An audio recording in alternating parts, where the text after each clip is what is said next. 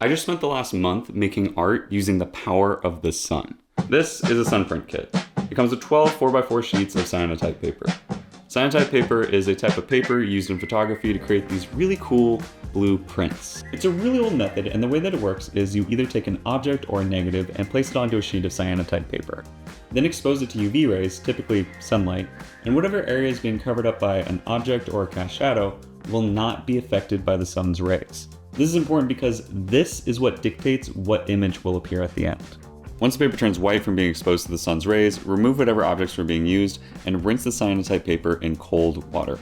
Then leave it out to dry for about 24 hours, and you'll be left with this beautiful blueprint of whatever was being left on top. I'd never used cyanotype paper before, and I didn't really have any negatives, so I decided to try doing a few experiments using random objects from around my room.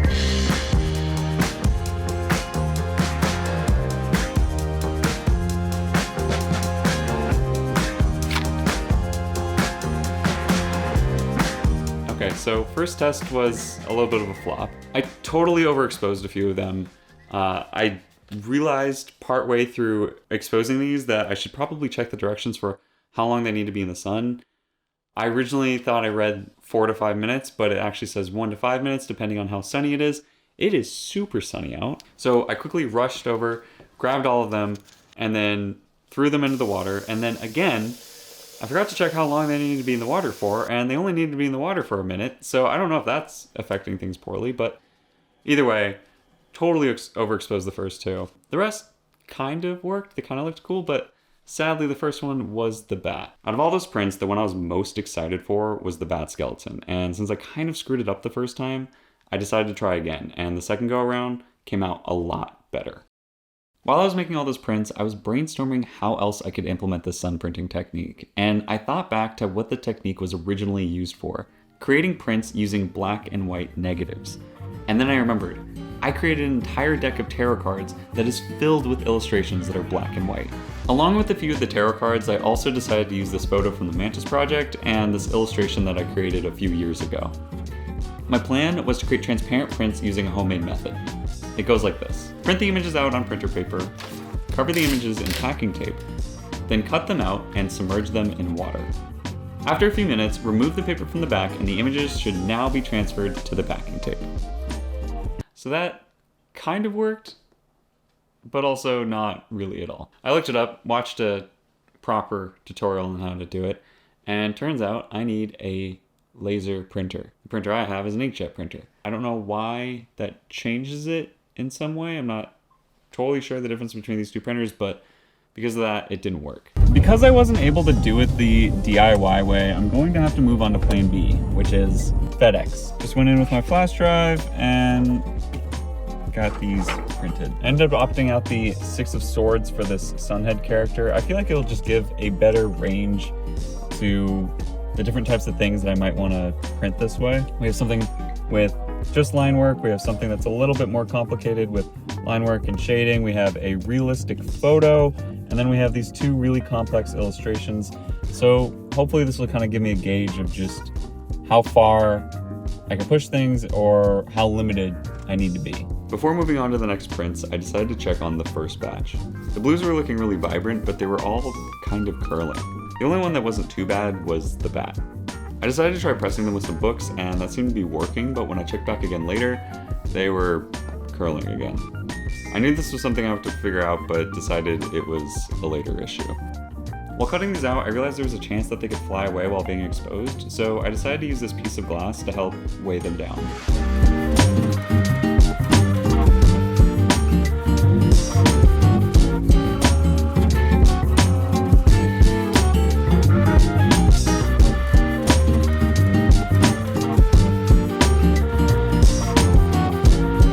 Are still curling, and I don't really know how to fix that. I tried doing the book method and that didn't work, even though I left them under there for a few days. Something else has said to try ironing them to get them to go flat, so I'm gonna try that as well and see if maybe that works. But before I start ironing anything, doing all these tests has given me an idea.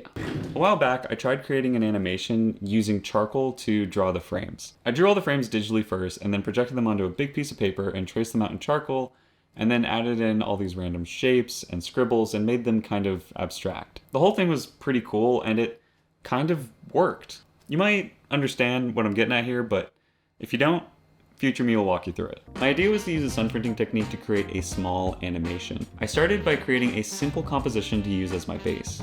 To stay in theme, I decided to create a sun that would rise and fall behind a hill.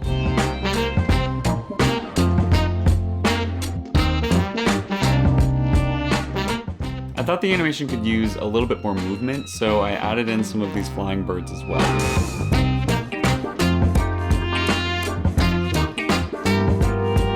After hours of animating, flipping through frames over and over again, I finally had a working animation. I wasn't sure if it would show up in the printing process, but I decided to add in some of this extra texture into the sun. I thought it would help make the animation feel a little bit more interesting.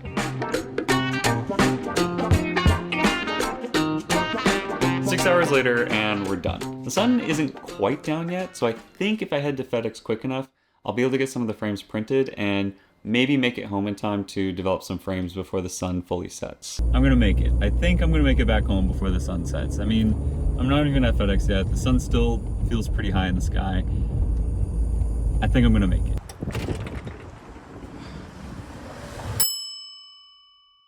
No. They said they close at 10 online.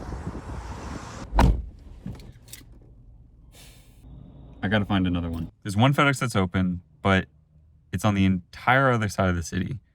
And by the time I get there, it'll be closed. I got here 5 minutes past closing. I guess I'll just be back here tomorrow. It's tomorrow. Or today? We're back at FedEx. I'm gonna get my prints. Okay. The guy who just printed my stuff was a major asshole. But that's fine. I still got my prints, so I don't really care. Usually every time I go to FedEx, everyone's really nice. I've never seen this guy before. Before I started developing all the other frames, I decided there was something else I needed to figure out first. I'm gonna start with the ones that I don't really care about, that I don't really like. The curliest ones. I haven't ironed anything in a really long time. And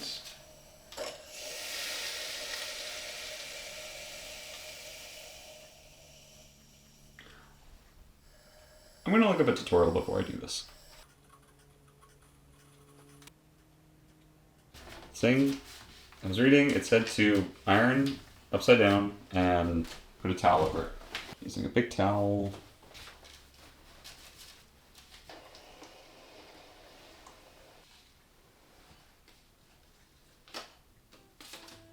It's better?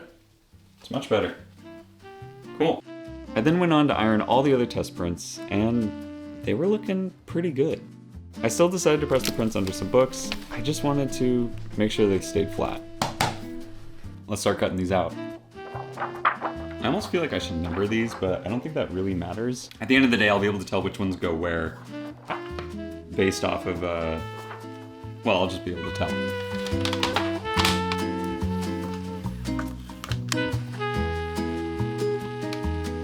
I used the glass from this picture frame to develop the last prints and keep them from flying away, but it was hard to keep the transfers straight when I was transporting them outside. I thought it would be a good idea to temporarily mount the prints to my sketchbook using its rubber band. That way the prints wouldn't shift so much when I moved them. I then filled up the sink, grabbed the first print, and headed outside. Then put the frame in the sink and started over again. Set the frame, go outside, expose it, put in sink. Set the frame, go outside, put in sink. Set the frame, go outside, put in sink. I repeated that process over and over again. I think I did it just about a dozen times.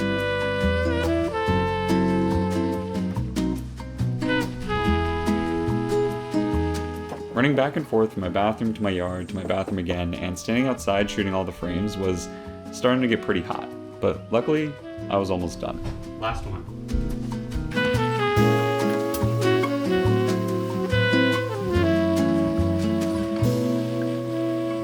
The GoPro's been on since the start, 1 hour and 29 minutes. It took me 1 hour and 29 minutes to develop all the frames. So now I just have to wait for all the prints to dry and oxidize, which will take about 24 hours. So We'll come back and check on these tomorrow. So I just took a look at how the sun prints are doing, and they're just not looking very vibrant. I read online that I can use hydrogen peroxide diluted with water to make the colors just pop more. Apparently it makes the blues bluer and the whites whiter. I don't have any hydrogen peroxide though, so I'm headed to the store right now to go pick some up. Look how big this spray bottle is. It's giant. I'm gonna put some hydrogen peroxide in this and also a little bit of water, and I'm gonna try spraying some of the older prints. Specifically these ones. They're all just kind of muted. You can't really see what they are. I just wanna see if this hydrogen peroxide stuff even works. I don't wanna potentially ruin all those prints that I just made. The prints weren't drastically different, but I did think that they were looking a little bit bluer, and I couldn't really see anything going wrong, so I decided to try out the hydrogen peroxide on the animation frames. So the hydrogen peroxide doesn't seem to be doing anything. The blues don't seem to be any darker, and the whites don't seem to be any brighter than they already were. Also, there is another issue that's happening. I decided to try ironing them anyway, just to see if maybe that would make them look better, look a little bit more presentable, and this happened. It got lighter. I don't know if it's because of the hydrogen peroxide and then being ironed after. I decided to look this up later, and there's a couple things that went wrong here. Do you remember when I was pouring the hydrogen peroxide? Yeah, that was way too much. It was only supposed to be a capful. On top of that, I also overexposed the prints, which resulted the whites being a lot darker. Unfortunately, because of my mistakes and impatience, none of these prints were going to be usable. So I had to start all over again. So here's the plan. I'm going to set up some of the prints to get developed right now, but I'm going to put them all onto one surface. I'm then going to carry that surface outside and leave them to develop out there for at least 2 to 3 minutes. So for the past few days, it's been super foggy. Like, really foggy. And that's kind of meant that I haven't really been able to work on this. But right before the fog rolled in, I was able to do a few tests. I tried doing a test where I put them out in the morning, and then I did another test where I tried putting them out in the afternoon, but each print was exposed to the sun for a different amount of time. I also tried a test closer to the evening, and that resulted in similar effects to the test that I did in the morning. The prints that I did in the morning and at night ended up turning out really well, but it just took a lot longer to develop those prints. The UV rays at that time were a lot weaker, so the prints ended up having to set out in the sun for about 10 to 15 minutes. Because the prints do take longer to develop in the morning or closer to the evening, it does give potential risk to underexposing them. And because of that, I want to do one more test in the afternoon. Out of the 3 timed prints that I did last time in the afternoon, the 2-minute mark seemed to be the best. So I'm going to try putting out some prints for exactly 2 minutes, and we'll see if that works. Nope. The ones I did yesterday for the 2 minutes, the blue is looking good, but the whites just aren't super strong, which means that it was left out in the sun too long. Which is a little frustrating because the other day when I left a print out for 2 minutes, it came out perfect. The blue is great, the white is great, everything about this print is just perfect. Like, this is exactly how I want all of them to turn out. And obviously I know that there's going to be slight variations between all of them, and I'm cool with that. That's totally fine. But in terms of like the strength of what I want things to be, these whites just feel muted, and it makes the birds feel really muted too. It makes it a little bit harder to see what's happening. The tests where everything seems to just come out really well seems to be when I am just gauging things off of how white the paper has turned. I really want there to be a system where I know if I put it outside for 2 minutes, it's going to be perfect. It's going to be exactly the way that I want it to be. But that doesn't work because, honestly, on different days, the sun is just more powerful. The UV rays change. And I have to take that into account. Because I have to take that into account, every print or every set of prints I do is kind of a special case. At this point, I had 8 working prints for the animation. The animation itself is composed of 15 frames, so I only had to make 7 more good prints. Unfortunately, the fog just kept rolling in. Some days the sky was blanketed in fog, and other days the fog would burn off, and every time it burned off, I ran outside to make more prints. Okay, so it's been a little bit over a month since I first started this project. There's been a lot of trial and error and running back and forth outside when it's a sunny day, but I think I finally have the prints in a place that I'm happy with. I want to try ironing them now just so that they're flat. This will make it a lot easier to digitize them, and I'd also like to mount and frame them so that they can be presented as their own individual piece.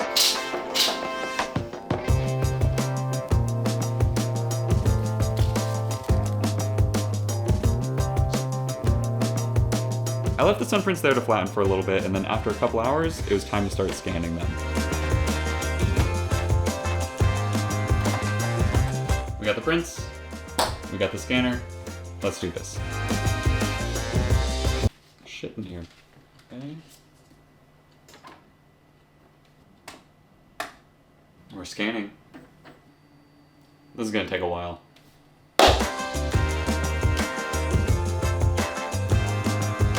Okay, now that all these are done, I'm gonna throw them into Photoshop, edit them, and turn them into an animation.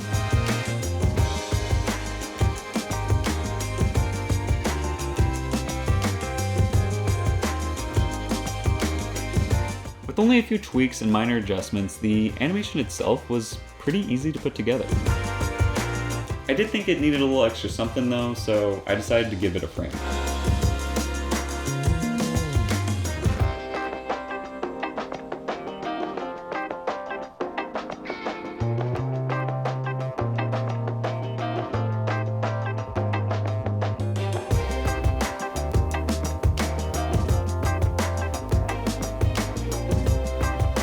And now that the animation was looking really good, there was only one thing left to do. Much like the charcoal animation piece I did before, I wanted each of these frames to be displayed together in one piece. Instead of them being mounted together flat against the background though, I wanted them to float. Floating is a mounting technique where instead of a piece being flat, you mount the art in a way where it creates a little bit of depth between the piece and the background. But I had never made a piece float before, and I wasn't 100% sure on how I was going to do this. I decided to do a few experiments to see which technique would work best for what I was trying to do. I tried a few different methods with the misprints, but they weren't really working the way that I wanted them to. These ones with the foam backing would kind of catch the light weird, making them look a little bit transparent. This one, I was using T-hinges, which felt a little bit overboard for how light the artwork was. Plus, it was creating a lot of moisture, which was getting absorbed by the paper. But I kept trying, and eventually, I found something that worked. I started by doing some measurements and some quick math to figure out how to evenly mount each of the prints. Then, I began applying what I learned. This tape that I'm using, by the way, is called linen hinging tape. It's made using a water-activated adhesive, and I'm using it because it's acid-free and non-destructive. It's supposed to be one of the best things to use when mounting artwork. It's dry at first, but then when you add water to it, it becomes sticky. You can also add water to it again later to loosen up the glue if you ever want to remove your artwork. Side note, it also smells like dog treats, and I don't know why that is. As the tape dried though, and I began remeasuring the placements for the next two, I noticed something. The pieces of tape were too big and were causing impressions, so I was going to have to secure them a different way. Instead of folding the pieces of tape like this, I decided to try folding them like this and securing the prints on the edge. The idea was that this would create a lot less of an impression, and even if it did create an impression, it would be a lot less noticeable. Finally, after hours of playing with hinging tape, I finally had a method that worked, and I began mounting the rest of the frames to the board.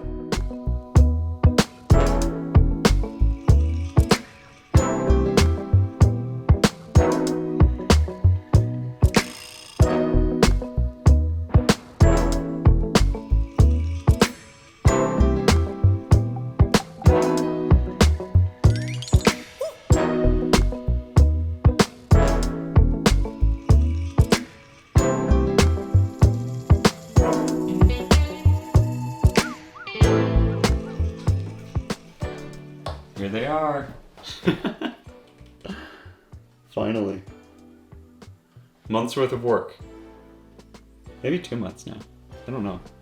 It's been a while. I've been working on this project for a really long time. These look so good framed. I'm really happy I did this. It was hard, but it was worth it. These look so good. This whole project took so long to do. I remember when I first started it, I originally thought it was only going to take a week, and God, was I wrong. I think that's just how art is though. Oftentimes the process is way more complicated than you think it's going to be, especially when you're doing something you've never done before, but also especially when your entire project is fully dependent on the sun. Or any other force of nature for that matter. This was so cool to do though, and I'm really happy with both of the results. I'm excited to hang this somewhere in my house and show off the animation that goes along with it. Thank you all so much for watching. I know this video was pretty long, and I really appreciate you hanging out till the end. I mentioned a bunch of past projects in this video, so I'm going to put links to those in the description. I'm also putting links to all of the different materials that I use in this video, so if you feel like making sun prints of your own, the links are there for you to do so. And yeah, I hope you liked the video, and I hope to see you next time. Bye.